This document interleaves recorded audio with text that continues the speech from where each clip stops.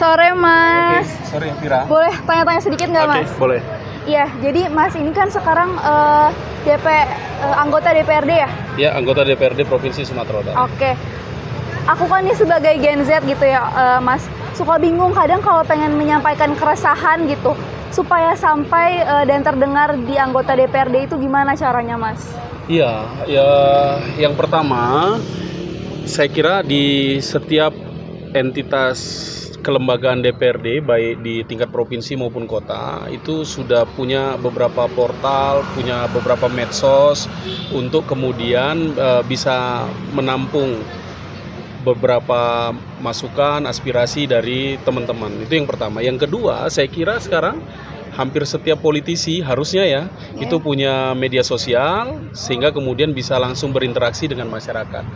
Nah, yang terpenting dari itu adalah bagaimana kemudian teman-teman Gen Z juga harus paham bahwa di DPRD itu ada beberapa komisi-komisi yang mungkin nanti akan terkait dengan aspirasi yang mau disampaikan. Misalnya di Komisi 2 misalnya kalau di Jawa Barat itu bicara tentang perekonomian, ada pertanian, peternakan, kehutanan, perindustrian perdagangan, UMKM dan lain sebagainya. Nah, aspirasi-aspirasi terkait dengan isu-isu tersebut itu bisa masuk kepada anggota DPRD yang bertugas di komisi tersebut. Ya meskipun nggak harus menjadi rumus baku itu ya, bahwa ya tugas anggota dewan itu memang menyampaikan aspirasi. Hanya posisinya akan menjadi lebih kuat, akan menjadi lebih fokus ditangani kalau kita masuk pada komisi-komisi terkait. Untuk nanti saran-saran itu atau kemudian masukan-masukan itu atau aspirasi-aspirasi itu disampaikan kepada dinas-dinas terkait. Karena biasanya kalau anggota DPRD dari komisi perekonomian misalnya itu ya kecenderungannya tidak cukup intens berkomunikasi dengan komisi yang ada di kesehatan dan pendidikan. Nah, itu relevansinya sebenarnya dari komisi-komisi. Oke, berarti langkah paling mudahnya cari tahu sosial medianya ya? Iya, sosial medianya.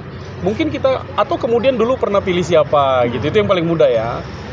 Pernah pilih siapa, kemudian coba di tracking dia punya media sosial apa, kemudian sampaikan aspirasinya. Nanti barangkali ada arahan-arahan untuk disampaikan ke komisi-komisi terkait atau kemudian akan diurusin sendiri.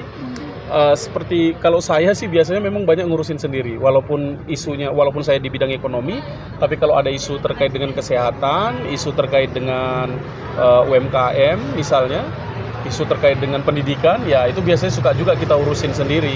Dan dengan cara itu kemudian saya jadi punya kontak tuh kepada dinas-dinas terkait. Oke, makasih ya, Mas. Oke.